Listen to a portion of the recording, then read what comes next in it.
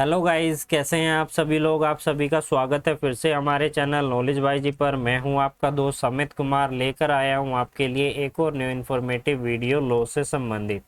आज हम इस वीडियो के माध्यम से एक न्यू टॉपिक को कवर करेंगे जो रिलेटेड है क्रिमिनल कॉन्स्पिरेसी से। तो आईपीसी के अंदर काफ़ी बार पूछा गया है, आपके सिलेबस के अंदर भी दिया गया है, जो सीसीएसयू का सिलेबस है वहाँ पर दिया गया है कॉन्स्पिरेसी के बारे में हमें आईपीसी के अंदर पढ़ना है। इसके अलावा जो लॉयर्स हैं, जो न्यू लॉयर्स हैं, उनके लिए कॉन्स्पिरेसी का जो ये चैप्टर है काफ़ी ज़्यादा हेल्पफुल होने वाला है, क्योंकि मोस्टली जो क्राइम होते हैं वो एक षड्यंत्र के माध्यम से कॉन्स्टिट्यूट किए जाते हैं। तो वहाँ पर क्रिमिनल कॉन्स्पिरेसी की सेक्शन शामिल होती है जो कि पनिशमेंट दी गई है। तो वीडियो को स्टार्ट करते हैं, डिटेल में समझते हैं क्रिमिनल कॉन्स्पिरेसी के बारे में। सबसे पहले हमें पता होना चाहिए क्रिमिनल कॉन्स्पिरेसी को कहाँ पर डिफाइन किया गया है, किस सेक्शन में इसकी पनिशमेंट दी गई है। तो सेक्शन 120 ए बात करता है क्रिमिनल कॉन्स्पिरेसी की डेफिनेशन के बारे में। क्रिमिनल कॉन्स्पिरेसी का मतलब होता है आपराधिक षड्यंत्र, और इसकी पनिशमेंट दी गई है 120 बी के अंदर। अब हम समझते हैं इसे डिटेल में। इस वीडियो के माध्यम से हम इन दो सेक्शंस को डिटेल में कंप्लीट करेंगे। इसके अलावा और क्या क्या चीज़ें हैं क्रिमिनल कॉन्स्पिरेसी से रिलेटेड जो हमें ध्यान में रखनी है as a lawyer, as a student, as a exam के प्रिपरेशन के लिए हम किस तरीके से अपने जो क्वेश्चन है उसका आंसर इस तरीके से दे ताकि हमें एग्जामिनर को ये लगे कि स्टूडेंट ने ज़्यादा पढ़ा हुआ है। जो चीज़ पूछी गई है उसको तो लिखना ही है, लेकिन कई बार क्या होता है हमारे पास कंटेंट नहीं होता, हम कंटेंट कैसे बढ़ाएं, तो वो भी मैं इस वीडियो के माध्यम से आप सभी को बताऊंगा। तो सबसे पहले बात करें तो सेक्शन 120 से क्या कहती है कि क्रिमिनल कॉन्स्पिरेसी किसे कहेंगे। क्रिमिनल कॉन्स्पिरेसी का मतलब होता है जब दो या दो से ज़्यादा व्यक्ति एग्री होते हैं कुछ करने के लिए या कुछ करते हैं। किस चीज़ के लिए क्या करते हैं, कोई भी इलीगल एक्ट करते हैं या कोई भी एक्ट जो इलीगल नहीं है लेकिन उसका इलीगल मीन्स है। अगर ऐसा कोई भी एग्रीमेंट किया है, दो या दो से ज़्यादा व्यक्ति के द्वारा किया गया है, उसे हम कहते हैं क्रिमिनल कॉन्स्पिरेसी। यानी कि दो या दो से ज़्यादा व्यक्ति अपराध करने के लिए आपराधिक षड्यंत्र रचते हैं कि किस तरीके से उसे किया जाए, और उसके लिए वो एक एग्रीमेंट बनाते हैं, तो उसे ही कहा गया है क्रिमिनल कॉन्स्पिरेसी, आपराधिक षड्यंत्र। इसके अलावा इस डेफिनेशन में हमें ध्यान में क्या रखना है, यहाँ पर यूज़ हो रहा है इलीगल, काफ़ी बार यूज़ हो रहा है ये वर्ड, काफ़ी इम्पोर्टेंट है। इसके लिए हमें सेक्शन 43 को देखना होगा जो आईपीसी के अंतर्गत दी गई है। सेक्शन 43 किस बारे में बात करती है? सेक्शन 43 बात करती है इलीगल वर्ड के बारे में, कि क्या इलीगल वर्ड के अंदर क्या क्या चीज़ें शामिल की गई हैं। तो जैसे ही आप बेयर एक्ट के अंदर देखेंगे सेक्शन 43 को, वहाँ से आपको पता चल जाएगा। इसके अलावा मैं इस वीडियो के माध्यम से भी बता देता हूँ, इलीगल वर्ड जो है सेक्शन 43 में दिया गया है उसमें वो बहुत ही ब्रॉड है।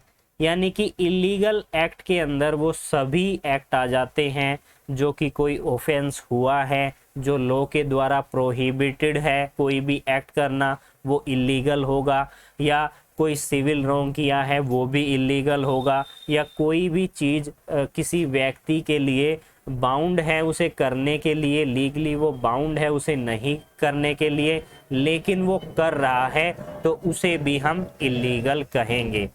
यानी कि वो सभी चीज़ें जो लॉ के द्वारा बाउंड है, उसे नहीं करनी है, वो फिर भी कर रहा है, कोई सिविल रॉन्ग कर रहा है, कोई ऑफेंस कर रहा है, कोई भी चीज़ जो लॉ के द्वारा प्रोहिबिटेड है उसे वो कर रहा है, तो वो सारी चीज़ें किसके अंदर शामिल होंगी? इलीगल वर्ड के अंदर। इसके बाद हम बात करें इस सेक्शन के अंदर जो प्रोवाइजो दिया गया है वो क्या कहता है।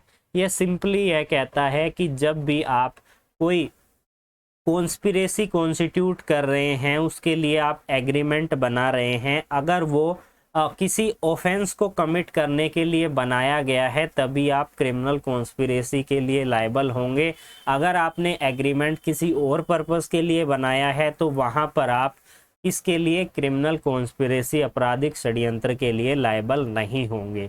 और यहाँ पर एक्सप्लेनेशन क्या बात करती है? एक्सप्लेनेशन यह कहती है यह महत्वहीन है कि वो एक्ट इलीगल है या नॉन इलीगल है, इलीगल है या वो नहीं है, लेकिन जब आप एग्रीमेंट बना रहे हैं और उसका मेन अंतिम ऑब्जेक्टिव इलीगल एक्ट करके इलीगल एक्ट करना है तो वहाँ पर उसके लिए आप लायबल होंगे। किस चीज़ के लिए? आप यहाँ पर क्रिमिनल कॉन्स्पिरेसी के लिए लायबल होंगे, क्योंकि आप उस कैटेगरी के अंतर्गत आ जाते हैं। इसके अलावा अब हम डेफिनेशन वो पनिशमेंट को डिस्कस कर लेते हैं। इसके बाद हम कुछ और इम्पोर्टेंट चीज़ें समझेंगे इस टॉपिक से रिलेटेड, ताकि आपको अच्छे से समझ में आ जाए क्रिमिनल कॉन्स्पिरेसी। पनिशमेंट जो है वो डिफाइन की गई है सेक्शन 120 बी के अंदर, जहां पर दो क्लोज दिए गए हैं, क्लोज एक ए और बी, 1 और 2। पहला क्लोज ये कहता है कि जब कोई भी क्रिमिनल कॉन्स्पिरेसी की जा रही है दो या दो से ज़्यादा व्यक्ति के द्वारा, और वो उस अपराध की कॉन्स्पिरेसी कर रहे हैं जिसकी सज़ा, जिसकी पनिशमेंट डेथ है, मृत्युदंड है, या फिर आजीवन कारावास है, या रिग्रेस इम्प्रिजमेंट है, जिसे हम कहेंगे 2 साल या 2 साल से ज़्यादा। यानी कि 2 साल और उससे ज़्यादा जितनी भी पनिशमेंट होती है, अगर वो पनिशमेंट दी गई है किसी ऑफेंस के लिए, वो जो दो व्यक्ति हैं जो षड्यंत्र कर रहे हैं या दो से ज़्यादा व्यक्ति षड्यंत्र कर रहे हैं, तो उसके लिए पनिशमेंट की क्या पनिशमेंट दी जाएगी? तो उसके लिए अबैटमेंट की पनिशमेंट दी जाएगी, जिस ऑफेंस के लिए वो क्रिमिनल कॉन्स्पिरेसी कर रहे हैं। तो इसे हमें ध्यान में रखना है। 2 या 2 से ज़्यादा ईयर की अगर उसे पनिशमेंट दी गई है, इसमें सभी आ जाती है, डेथ पेनल्टी, लाइफ इम्प्रिजमेंट और रिग्रेस पनिशमेंट, वो 2 साल से ज़्यादा होनी चाहिए। तो उसके लिए आपको पनिशमेंट दी जाएगी कि आप जो भी ऑफेंस के लिए क्रिमिनल कॉन्स्पिरेसी कर रहे हैं तो उसके अबैटमेंट के लिए, जैसे कि हमने पढ़ा था अबैटमेंट सेक्शन 109 से स्टार्ट होता है, तो वहाँ पर आपको अबैटमेंट के लिए पनिशमेंट दी जाएगी। अगर आप क्रिमिनल कॉन्स्पिरेसी करते हो 2 या 2 से ज़्यादा साल के, अगर आपने कोई ऑफेंस जिसकी पनिशमेंट 2 या 2 से ज़्यादा साल है, तो उसके लिए आपको पनिशमेंट दी जाएगी। सेकंड क्लोज ये कहता है 2 साल या उससे 2 साल से कम अगर पनिशमेंट है किसी ऑफेंस की, किसी अपराध की, और उसके लिए आपको उसमें आप क्रिमिनल कॉन्स्पिरेसी के द्वारा क्राइम कॉन्स्टिट्यूट करते हैं या केवल क्रिमिनल कॉन्स्पिरेसी ही करते हैं, तो तब आप किसके लिए, कितनी पनिशमेंट के लिए लायबल होंगे? आपको 6 महीने से कम, नॉट एक्सीडिंग 6 मंथ, यानी कि 6 महीने से ज़्यादा आपको पनिशमेंट नहीं दी जाएगी। विद फाइन भी लगाया जाएगा, और बहुत या इन दोनों के लिए भी आपको लायबल माना जाएगा। यहाँ पर 6 महीने से कम नहीं, और विद फाइन, और बोथ। तो हमने यहाँ पर सेक्शंस जो दी गई हैं बेयर एक्ट के अनुसार क्रिमिनल कॉन्स्पिरेसी के अंदर, उनको समझ लिया है। इसके अलावा कुछ और भी इम्पोर्टेंट चीज़ें हैं जिसे आपको याद रखना है क्रिमिनल कॉन्स्पिरेसी में। सबसे पहले हमें पता होना चाहिए कि क्रिमिनल कॉन्स्पिरेसी को इंचोएट ऑफेंस क्यों कहा जाता है। मैं आपको यहाँ पर लिख देता हूँ इंचोएट क्या है। इंचोएट क्योंकि प्रोनाउंस करने में जो है पता नहीं चलता है, INCHOATE, इंचोएट क्राइम क्यों कहा जाता है?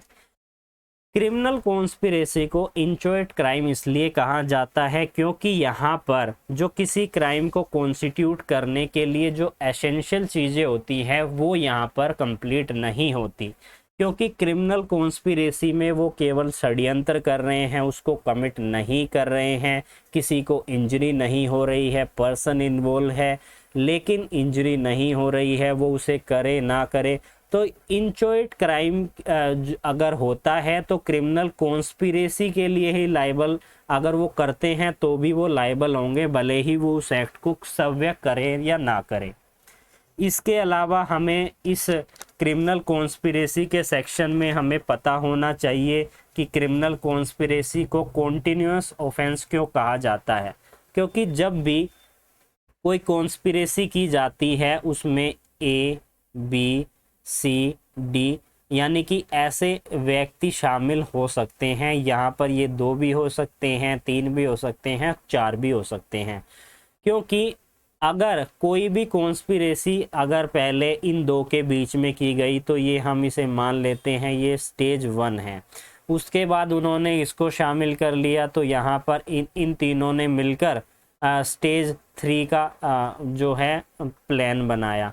फिर उसने कुछ टाइम बाद इसको शामिल कर लिया, तो इन्होंने यहाँ पर जब डी को शामिल किया तो फाइनल जो प्लान है उन्होंने बनाया क्रिमिनल कॉन्स्पिरेसी से रिलेटेड, तो यहाँ पर ये सभी इसके लिए लायबल होंगे।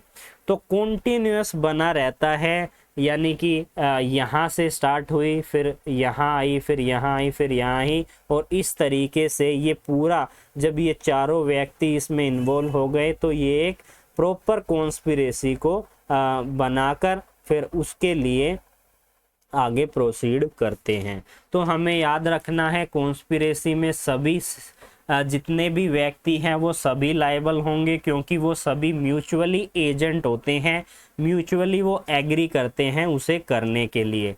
इसके अलावा हमें एक केस है उसको भी आप लिख लीजिए, ताकि आपको जो आपका आंसर है उसको आप थोड़ा सा और लेंथी कर सके। एक सुप्रीम कोर्ट की जजमेंट आई थी जिसमें कुछ इम्पोर्टेंट चीज़ें बताई गई हैं। जो केस था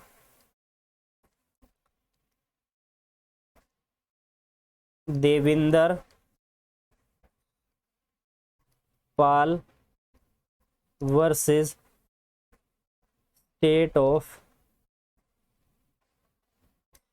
स्टेट यानी कि एनसीटी ऑफ दिल्ली,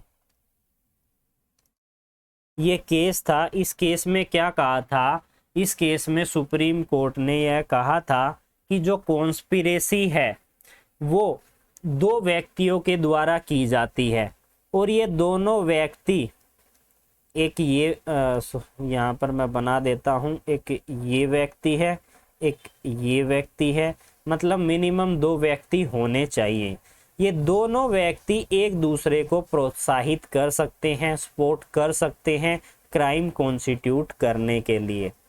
तो यहाँ पर ये एक दूसरे को मतलब सपोर्ट कर सकते हैं, प्रोत्साहित कर सकते हैं, इसीलिए यह कहा गया है कि क्रिमिनल कॉन्स्पिरेसी को पनिश किया जाता है।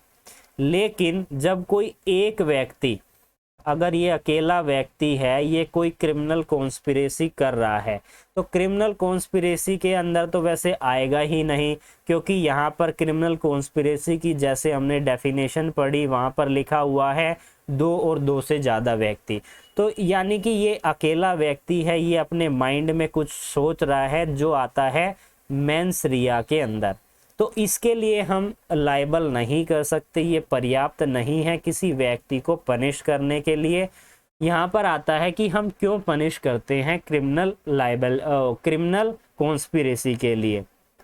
तो इस केस के माध्यम से ये क्लियर हो जाता है कि 2 व्यक्ति आपस में एक दूसरे को प्रोत्साहित करते हैं, सपोर्ट करते हैं, जिससे कि उनको एक मौका मिल जाता है क्राइम के लिए कॉन्स्पिरेसी करने का। भले ही वो बाद में सव्य भी उसे कर सकते हैं या वो किसी दूसरे से करवा सकते हैं, तो यहाँ पर अगर उन्होंने ऐसा एग्रीमेंट किया तो वो क्रिमिनल कॉन्स्पिरेसी के लिए लायबल हो जाते हैं। तो आज हमने इस वीडियो के अंदर क्या सीखा, हमने इस वीडियो के अंदर सीखा क्रिमिनल कॉन्स्पिरेसी के बारे में कि कहाँ पर इसे डिफाइन किया है, क्या पनिशमेंट है, इसके अलावा किन किन चीज़ों को हमें ध्यान में रखना है। तो आज अगर ये वीडियो आपको अच्छी लगी हो तो इसे लाइक कीजिए, शेयर कीजिए, कमेंट कीजिए। फिर मिलता हूँ मैं एक न्यू लेक्चर में, तब तक के लिए धन्यवाद।